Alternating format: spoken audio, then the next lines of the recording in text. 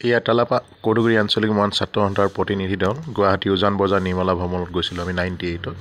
এয়া হৈছে নাহৰকটীয়া গাভৰু দলঙত, এয়া 2002 চনৰ কথা। আৰু এয়া মোৰ মাকুম কলেজৰ 2002 চনৰ কথা। কলেজৰ স্মৃতিবিলাক সঁচাকৈয়ে এতিয়া ভাবিলে বহুত কি ক'ম আৰু নষ্টালজি হৈ যাওঁ।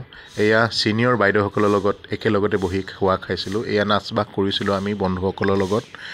আৰু দেখিছেনে সঁচাকৈয়ে কলেজৰ দিনবিলাক অতিকৈ আপোন আছিল, অতিকৈ হেঁপাহৰ আছিল সকলোৰে চাগে। এয়া ৰয়িঙৰ এটা আমি আৰু এয়া কলেজৰ মোৰ বন্ধু বান্ধৱী ছিনিয়ৰ বাইদেউ ছাৰসকল আমি একেলগতে আটাইখিনিয়ে খোৱাৰ সময়ত। এয়া মোৰ বন্ধু হয়, মাকুমৰে হয়।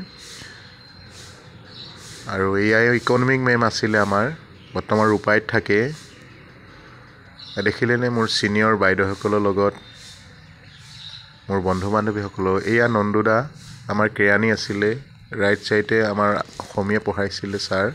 এয়া প্ৰাক্তন ডুমডুমা কলেজৰ অধ্যক্ষ প্ৰফুল্ল মেধি ছাৰ, তেতিয়া আমাৰ মাকুম কলেজৰ দায়িত্বত আছিলে 2002-03। এয়া বন্ধু বান্ধৱী আৰু ছিনিয়ৰসকলৰ লগত আমি একেলগতে বহি জা জলপান খাইছোঁ। আৰু এয়া ইংলিছ ছাৰ আছিল আৰু ইকনমিক মেম। গতিকেলৈ এই স্মৃতিবিলাক সোঁৱৰাইছোঁ। এয়া মৰাণ ছাত্ৰ সন্থাৰ তিনিচুকীয়াৰ এটা প্ৰচেছনৰ আমি আছিলোঁ।